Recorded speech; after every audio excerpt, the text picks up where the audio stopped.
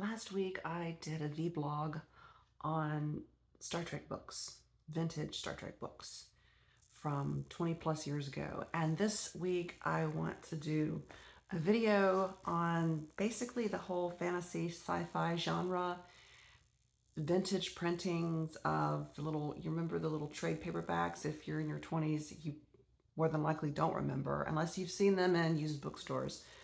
So those of you in your 40s, my age, you'll remember these, and you'll remember that you used to be able to buy a book with your allowance money, which was usually around $5 if you were lucky.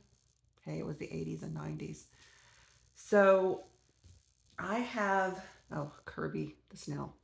So I have a selection here that I've put together, not of all of our vintage paperbacks. I do have a couple hardbacks, but these are a lot of the books that we just have here at the house. My husband has some at the school in his office, but these are the ones that we keep here. We have here, it's not all of them, but it's a good selection. I'm just going to go ahead and start with the two oldest ones. And a lot of these authors may not be familiar to all the kids on Book Talk or BookTube, but they're actually new old authors you could check out. And then you can be like all hip and shit with your friends because they won't know what the shit you're talking about. Maybe you have heard of these authors. I don't know, probably not though, because I think things are very fashionable and they go in, and that's a bad thing, not a good thing from my perspective, because they just go in and out so fast that good literature can be forgotten. And I would say a lot of these authors definitely deserve to be remembered because, especially with the sci-fi stuff, they definitely made the genre.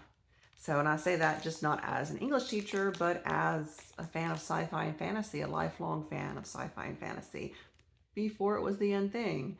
I think fantasy became really big with the Lord of the Rings movies, but one thing that I think if you're in your 30s or 20s especially, you may not realize that before Lord of the Rings and this recent resurgence of Star Trek, people who liked those things or people who even read a lot were made fun of. You were basically labeled a nerd or a dork or a smart kid, or maybe that's a bad thing today too, but it seems like there's at least space for it today on the internet. You can find your little group on the interwebs. That wasn't always the case, especially when you lived in a small town, especially when you were under the Mason-Dixon line. So let's just get into it. And maybe you'll find some authors you like. If you are young, maybe something will inspire you to look back and you'll find something that will make sense of why everyone's into vampires or everyone's into winged angel type beings. So these are the two oldest, and that's why I'm showing them first. And they actually are still in the paper plastic stuff. This is by Andre Norton. This one is 1968. And remember, if you guys aren't familiar with these artists, I'm trying to remember the name of one and I'm blanking right now. I can't believe I'm blanking on it, but I'm sure someone will let me know, especially a guy, because these covers were just fantastic. I mean, this was before Fabio, right? So look at that. Andre Norton, Sorceress of the Witch World. And of course, she wrote the Witch World series, and you may want to check that out. I think there's been a reproduction of it or something on Amazon, maybe. I don't know. I could have that cross-wired with something else. This is called The Year of the Unicorn, also by Andre Norton, a little bit more sci-fi than the other cover. And again, I'm just going to try to hold it up so you guys can see it. Because these covers are really fantastic. And I'm sorry, I forgot to tell you the year on that one. So this one right here, The Year of the Unicorn, 1965.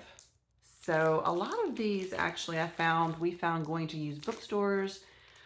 There's one, if you're in Alabama, there's one in Jacksonville by the college. And then there's also Reed's Books in Birmingham, Alabama. And I think we got these at one of those. Now, a lot of these I actually found just at little bitty bookshops, used bookshops, like the Bookshelf or something in just small towns. And this series see if I can grab all these books in this series. This series is one in particular that I did actually find in one of those small towns. And it's called basically, it's by Joe Clayton. And I've actually I've read at least the first one. So I'm just going to go through these. I think this is, let's see, the one I read is actually right here. So, sorry guys. But look at the cover. I mean, isn't that just spectacular? It's just a captive and mistress of cosmic treasure. That's the subtitle, but the cat on there. And I really hope you can see that. So this is copyrighted. Oh, you can see it was like $2. The little bookstore I got it. So this is copyrighted.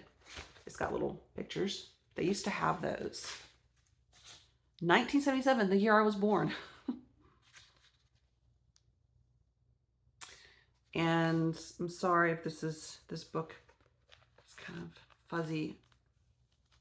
Hold it up. I need to remember to hold it up right so you're not looking at my head.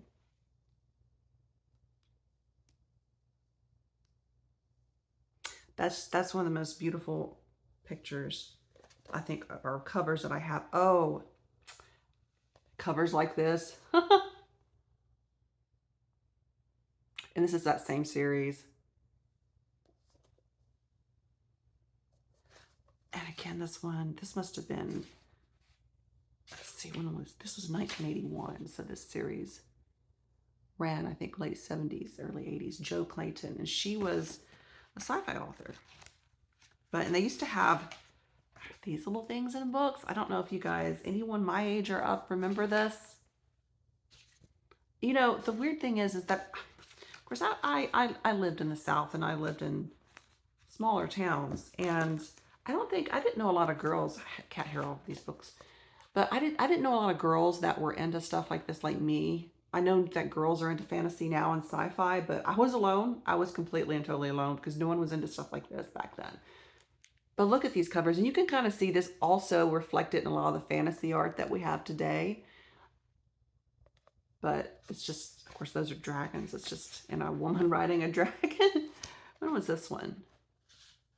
I got these at the same place, 1983. And I think I got these at a little bookstore in Trussville, Alabama. And Trussville has since exploded, so I'm not sure if it's still there or not. Joe Clayton, I'm not sure. I think they are part of the same series. But again, these are all going to be from like the 70s, late 70s, early 80s. You can see it does come with little artwork. So, I don't know. You could read these in order. Here we go.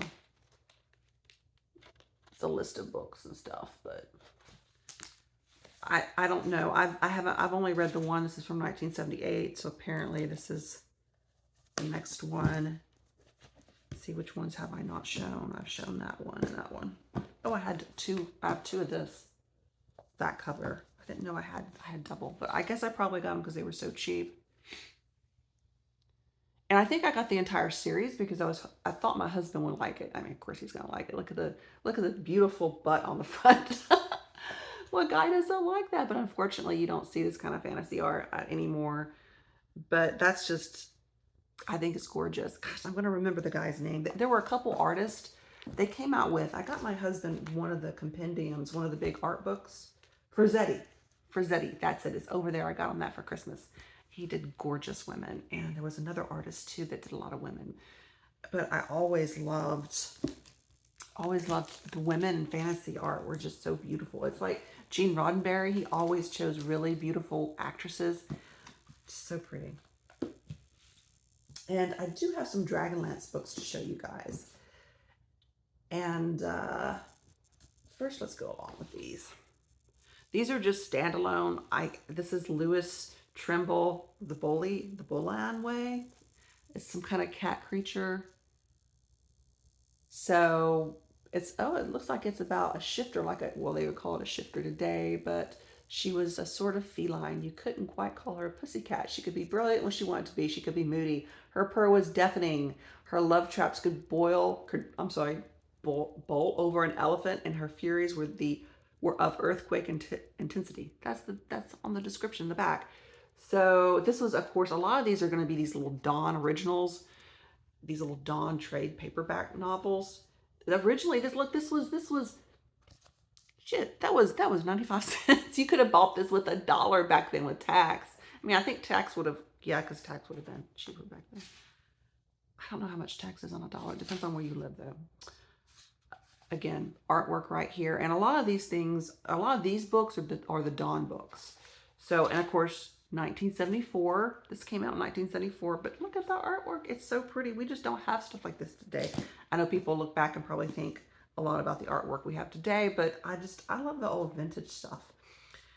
This is one that I picked up for my husband. It's Warren Norwood. And again, these are very old sci-fi writers. The Wind Hover tapes. My husband likes more sci-fi, but this is when they used to blend a lot of sci-fi with fantasy. You'd have these barbarian worlds and then spacefaring ships. So that's interesting. I'm reading the back of it, and it's part of a series too, the Planet of Flowers series or something. This one, again, I got this at that same place in Trussville. It was just $2. Yeah, so you can find these really good prices if you just go to your local little bookstores. This is 1984. I think I bought just about all the books she had at the time because I was buying them as gifts. I did buy the Joe Clayton series for me, but then I thought, oh no, Brian's gonna like that too. So that ended up, This is volume 1 of Ashton Clark Smith. Or I'm sorry, Clark Ashton Smith, my bad. Clark Ashton Smith, Lost Worlds. And that's sci-fi. Now, I'm a fan of Smith.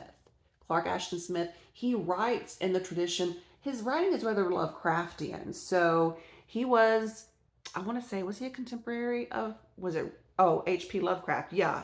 And Ray Bradbury. Oh, here's a quote on the back from H.P. Lovecraft, the man himself. None strikes the note of cosmic horror so well as Clark Ashton Smith. Who else has seen such gorgeous, luxuriant, and feverishly distorted visions of infinite spheres and multiple dimensions and lived to tell the tale?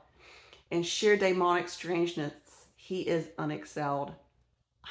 So that's from the man himself, Lovecraft. So yeah, this was one that I got from my husband. I actually think I ordered this one because my husband had never read Lovecraft, and he's a physicist. Had never read Lovecraft. I'm like, how have you never read Lovecraft? If you're a sci-fi fan and a physicist, I knew who Lovecraft was. I wanted to work with him in grad school, but wasn't able to because, well, they had hang-ups in grad school. And I really didn't get to work with him much. So one of the first presents I ever got my husband was a big book of all of his Lovecraft short stories. And they now have the Barnes & Noble editions too. Maybe I should do a show and tell of the Lovecraft stuff. So this is an interesting one. This is actually one I forgot about that I got for myself that I want to read. It's about a demoness and the blackest hour of the darkest century. See, Book Talk ain't got nothing on this. This is by Asa Drake. This is the lair of ancient dreams. The writing on here, look at that. It looks like tattoo writing now. But this came out, I'll get you a date here in a second. Oh, 1982. That's the year my sister was born. So I love these covers. This one actually sounds really good. I'm going to have to keep this out. I had to pull all these out. We were actually looking at these this weekend because we were reorganizing his office shelves, and I had a lot of these in my husband's home office. Now, this is one that we just found at Secondhand Charles. We went to Secondhand Charles this past Sunday, and Brian found this for me. It's a Vonda McIntyre, and I read some of her books in the 90s as a teenager, and it's funny. It's got a cat in it, so anything with any retro like sci-fi or fantasy book with a cat, we tend to get. It's just like something we do. It's one of our themes. So this is really interesting. This one, it's very 80s. This is a very 80s cover. It has to be. 1986. Yeah, first published. And the Ace edition, this is the Ace edition. So it came out in June of 1988. So this was, gosh, 1988. I think I was in the 4th grade when this edition came out. But it says, even before the space transport outrigger docked on a research station Einstein, Barberry had heard about an alien ship that was moving into the solar system. Some believed the vessel was drifting aimlessly. Others were sure it was under conscious control. Either way, a team of scientists aboard Outrigger were prepared to investigate. Their mission did not involve a passenger named Barberry, yet she, and more importantly, the pet cat she smuggled on board, were about to play a key roles in man's first contact with aliens. So I guess, the cat plays a very key role, which cats should play a key role because they're obviously from outer space. So let's see, what else did I show you guys? Let's do the 2 hardback books. So I'm trying to think, oh, we got these at, and they still have more of these at Secondhand Charles. And of course, this is Andre Norton. I picked these out for my husband last time we were there. This is Forerunner. This wasn't from this Sunday. This is from the summer, but Forerunner, look at that cover. I just thought these were very beautiful covers, and these are hardback editions.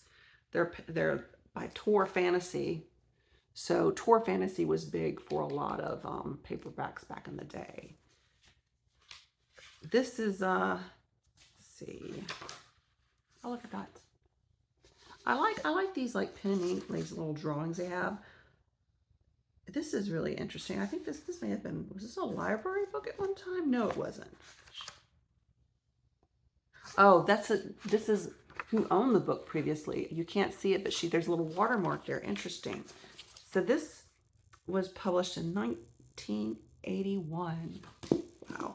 So it's interesting when you think of these books today, because a lot of these are from the late century, or 70s would be late mid-century. The ones from the 60s are from the mid-century, just straight up mid-century. So these books are, they're old. I'm right. This was a book club edition. Book clubs were a lot different back then. They had the little paper thing, and you had to buy so many a year, and you had to pick what you wanted.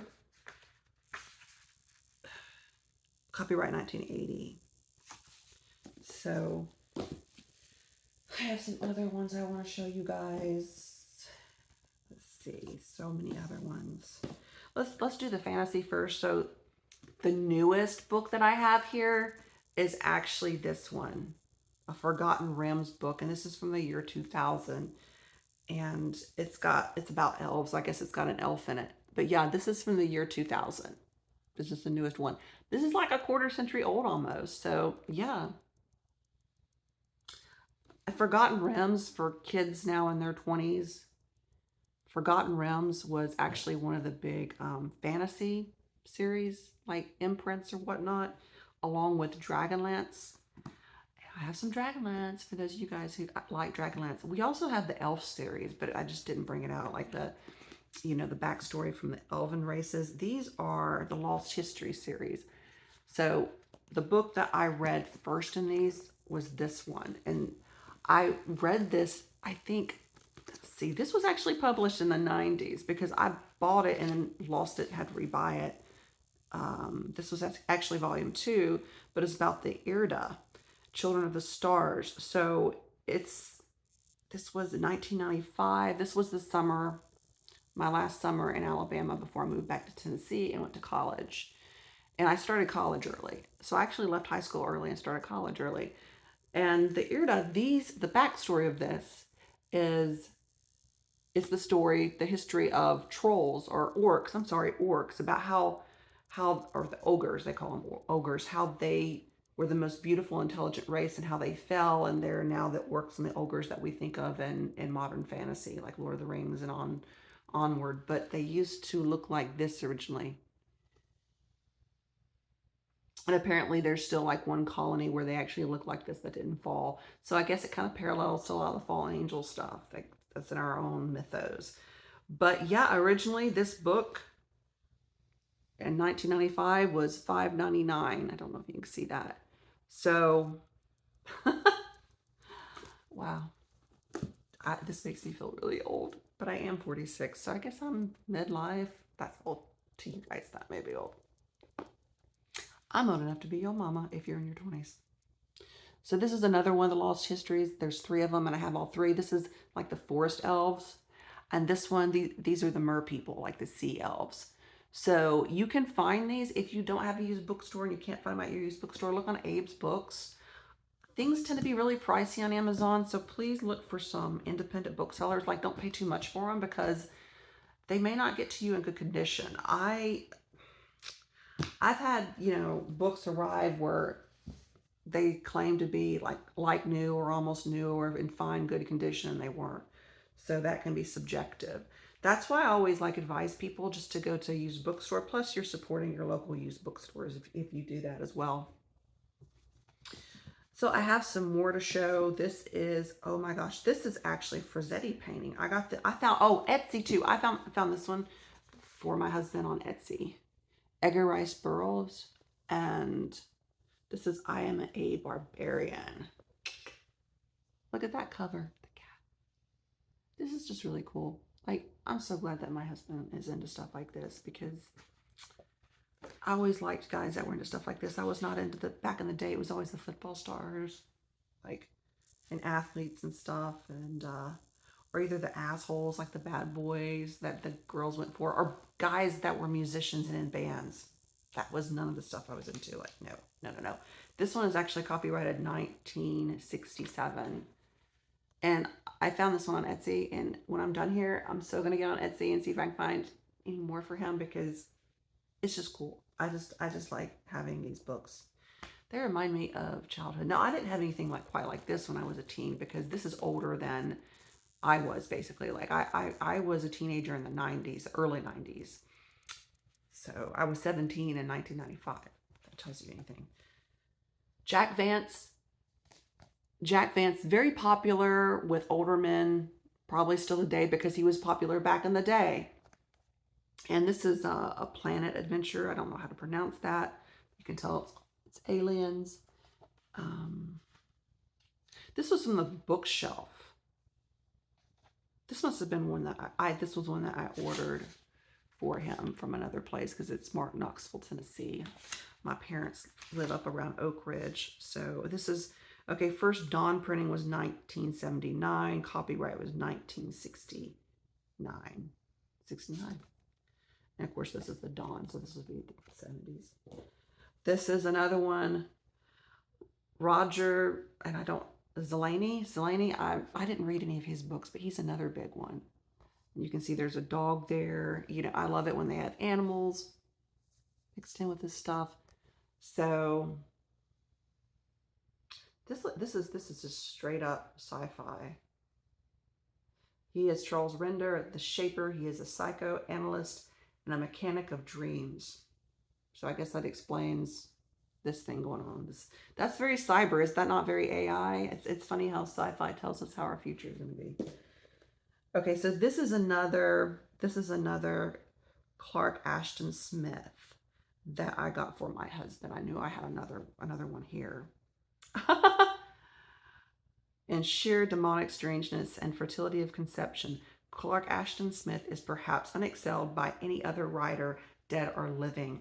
H.P. Lovecraft, quote, on the back, because they were peers, they were contemporaries. So if you are a Lovecraft fan, you need to check out the other writers that he was writing with and he was exchanging letters with back in the day, back in his time. So look back. Look to the old Pulp Fiction.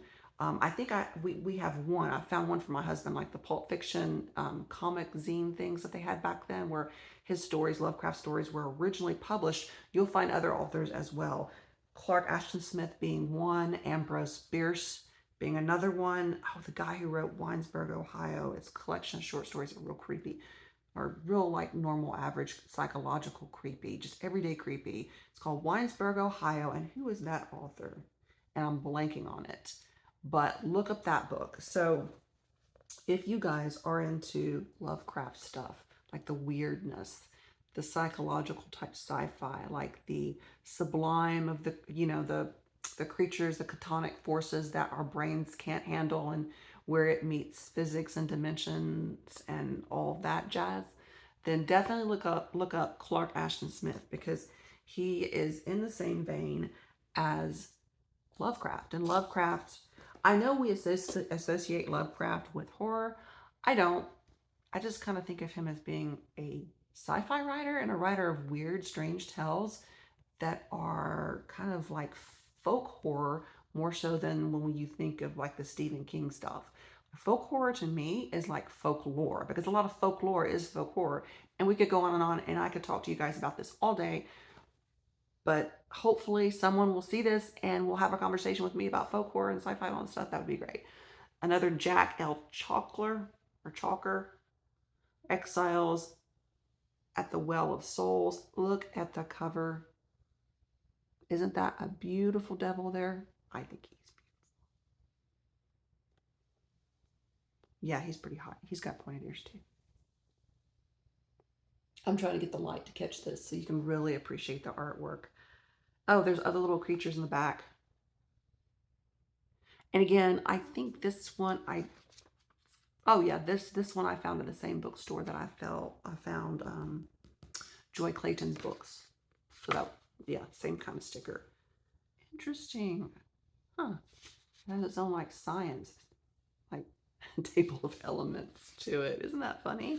I love sci-fi because they're so inventive. Sci-fi can be tropey, but it's not as tropey as, like, say, romance and chick lit, which are kind of the same thing sometimes. But and I really have, even though maybe I would like some of the coziness and the lightheartedness of chick lit, I have a real hard time reading a lot of chick lit. And I think it's because it's like a record that repeats, it is so formulaic. And I know sci-fi can be formulaic, but it can be, there's different formulas, I think. So this one was copyright 1978. This is first edition. That's the only September 1978. Okay. Yeah, so a lot of times they just came out in paperback too, because this was Del Rey. This is Del Rey. And you'll recognize, if you read books, paperback books, and you bought little trade paperback books back in the day, mass market ones, you'll recognize a lot of the publishing houses or the imprints on the side. Okay, so this one is really weird. I tried to read this one. I found this one at the same bookstore that I found like the other ones at, like the Trustful bookstore. I, Vampire by Jody Scott. This was a weird, like, magical realism, contemporary fiction crossed with fantasy sci-fi. And it's just weird. I did try to read it because in grad school, Virginia Woolf was it for me. I just want y'all to know I was not one of those Jane Austen girls. I could not stand those Jane Austen girls. Oh my God. So this Ace original printing was May 1984. And it's science fiction is basically what it's under right here. I hope you can see that. Misunderstood Vampire Sterling Oblivion. Like Oblivion. That's they wrote her name right there. I'm sorry about the light. Was working at a dance studio in Chicago when the Rye-Simon starships landed and things began to change for the better. For one thing, the aliens could take any form they chose, human or otherwise, and Sterling fell head over heels for the one called Bina Roya, who was presently disguised as Virginia Woolf. That's why Virginia Woolf is on the front of this novel. For another, Sterling got a neat job as chief spokesperson for the aliens front operation, selling the famous men's sperm kit. It actually says that on the back of this book. This book was weird. Now I know why I didn't finish it. Oh my God. After 700 years, Sterling had begun to think the joy was going out of life. Now she had a chance to turn into Mr. Spock, to dance with Abraham Lincoln, and to fall wildly and truly in love. It was just not the sort of romp an aging vampire needed. Or, I'm sorry, it was just the sort of romp an aging vampire needed. Wow. So that's that's the back. Look, it really says all that. Can you let's see. Oh well. Maybe I'll take a picture of it and put it on the front or whatever. But yeah, that is so bizarre. Okay, so Tanith Lee was another big fantasy writer that kind of crosses over more to sci-fi, but I'm going to say these are mostly fantasy. And it's marked fantasy, and of course it's Dawn Fantasy, World Fantasy Award, Tanith Lee. Um, this one is The Gorgon and Other Beastly Tales, Monsters, Men, and Mythic Maidens. This is obviously a collection of short stories. Tanith Lee, oh, she wrote a really interesting retelling of Snow White. It's a novel. You guys must check it out. I'm blanking. I think it's called White as Snow or something. I think that's what it's called. This is her. And to be a woman in the fantasy genre and basically writing mid to late century, let's see, this was copyrighted 1985, but still back then in the 80s, women had just been able to, I think, have credit cards. I think women could not get credit cards in their own name without a male signature sometime in the 70s. That happened in the 70s, and it was more prevalent in the 80s to have your own credit history. I know you guys don't understand because you don't think about that. You think about other things today that have become popular issues, but women haven't been able to have their own credit and credit cards for even 100 years now. So just be grateful and be thankful of everyone who came before you that fought for that, because you kind of forget the people who come before. And she was a trailblazer, Tanith Lee. Interestingly, a lot of these women were really open-minded. Oh, look, here's another one of these. They were really open-minded, but they weren't what you would call like feminist by today's standards, like third wave. And I'm not going to go off on a tangent there, but they wouldn't. They're just different. Like, pull up Ursula Le Guin and listen to some of her interviews and some of the things she says. Yeah, they were just interesting. So they. Oh, this is another one. The Quest for the White Witch. Apparently, this is part of a saga. Okay, Tanith Lee again. But look at that cover. See, fantasy books just have the best cover. This is also fantasy. 1978. Yeah, this was first printing. This is first printing. This for 1978. This is in pretty good condition. And this also, I got this from my husband. He really got into reading a lot of the female sci-fi writers because they weren't really that well promoted back in their day, and they really need to bring them back because you're missing out. But yeah, I'm trying to think of another big author that I don't have any of her books to show you, but she's a little bit later, was Robin McKinley. Robin McKinley. She was big in like the early 90s, the 80s, early 90s. So yeah, check out her, Robin McKinley. She wrote The Hero and the Crown too. That was one of her novels, The Hero and the Crown.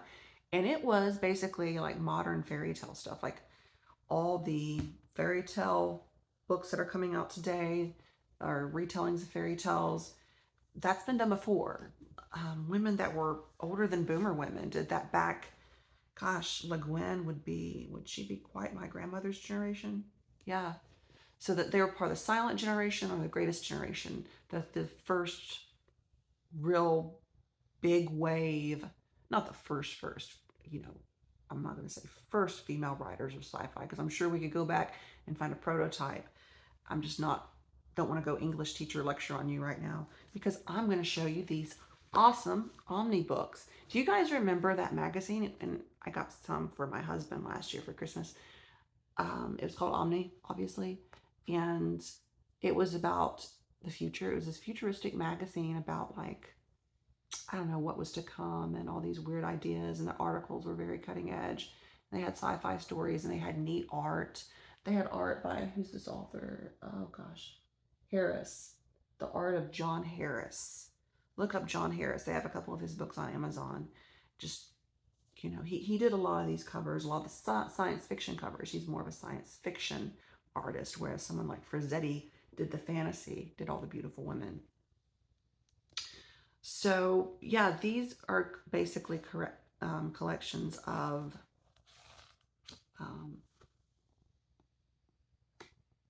short stories. Sorry, I blanked because I found my bookmark in here. I didn't read this. I guess Brian had used it.